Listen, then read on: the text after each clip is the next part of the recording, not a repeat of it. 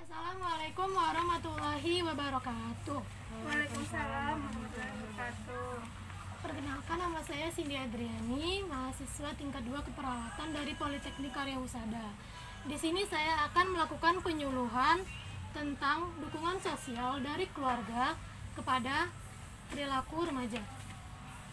Tujuan dari penyuluhan ini adalah diharapkan kita bisa memberikan dukungan kepada remaja agar dapat terbentuknya perilaku yang positif, dan diharapkan juga dapat memahami tentang gangguan perilaku anak dan remaja. Baiklah, kita langsung saja ke materi. Dukungan keluarga. Dukungan keluarga adalah segala aktivitas maupun fasilitas yang diterima dari komunitas grup atau individu lain berupa arahan dan dukungan orang tua untuk meningkatkan perkembangan anak dan membuat anak memiliki perilaku yang positif. Remaja, ada yang tahu remaja di sini apa? Remaja berasal dari kata Latin adolescens yang berarti tumbuh atau tumbuh yang menjadi dewasa. Istilah adolescens mempunyai arti yang lebih luas lagi yang mencakup kematangan mental, emosional, sosial, dan fisik. Di sini fungsi dukungan sosial yang diberikan keluarga kepada remaja terdiri dari dukungan sosial dapat mempengaruhi stres kerja secara langsung dengan mengubah tuntutan atau mengubah respon terhadap tuntutan.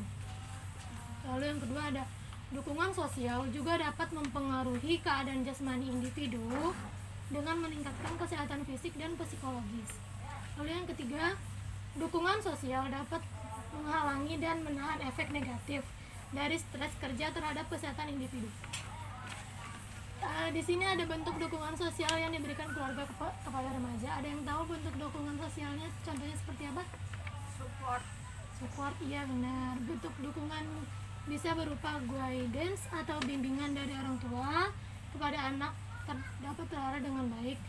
Lalu yang kedua ada dukungan emosi atau emotional support dari orang tua sangat penting untuk remaja dalam menghadapi tekanan-tekanan yang terjadi dalam kehidupannya. Lalu contoh macam-macam respon perilaku yang maladaptif atau terganggu. Yang pertama ada oppositional atau menentang.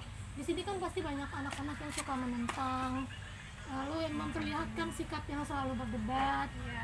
Kan banyak yang gitu. Terus ada yang tidak mau mengalah, tidak patuh terhadap peraturan di rumah, bicara dengan nada yang keras, dan bila keinginannya tidak dikabulkan akan menunjukkan perilaku ngadap atau menentang.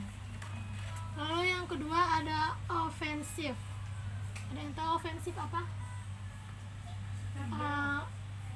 Ofensif adalah perilaku anak yang kayak menunjukkan perilaku kejam, suka membunuh binatang gitu, senang berkelahi, menyakiti orang, hubungan dengan kelompok terbatas, tidak patuh terhadap peraturan sekolah, tidak jujur atau berbohong, dan suka berteriak-teriak.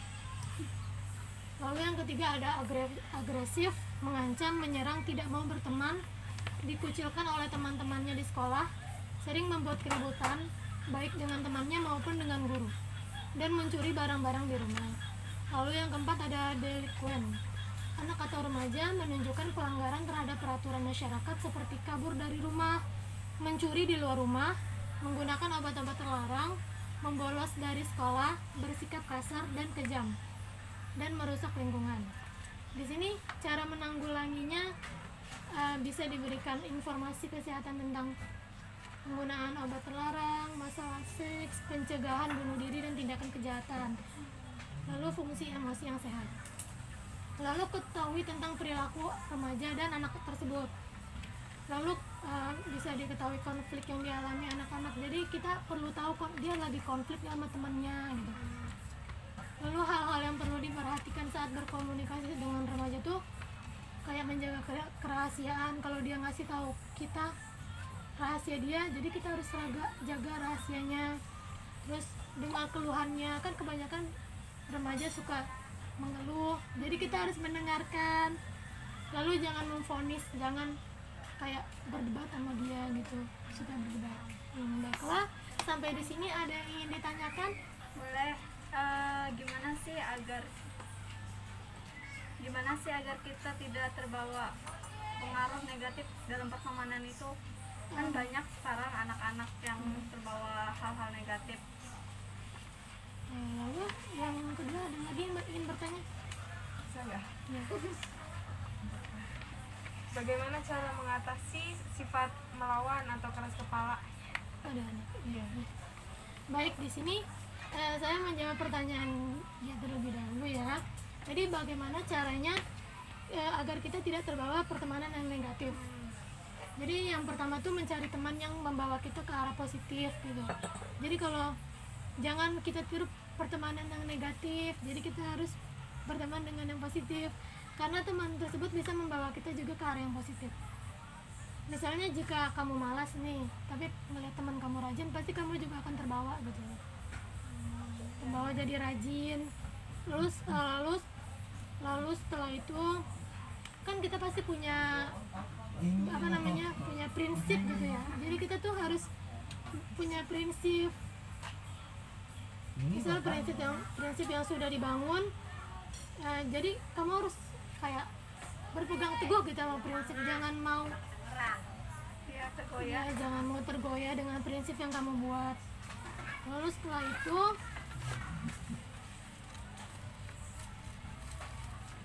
itu misalnya kan temanmu membicarakan orang lain nih di belakang orang tersebut, jadi kamu jangan terbawa juga, jangan ikut-ikutan. Misalnya kamu jangan mendengarkan, atau kamu lebih baik pergi dari tempat itu, jangan mendengarkan, jangan gibah ya.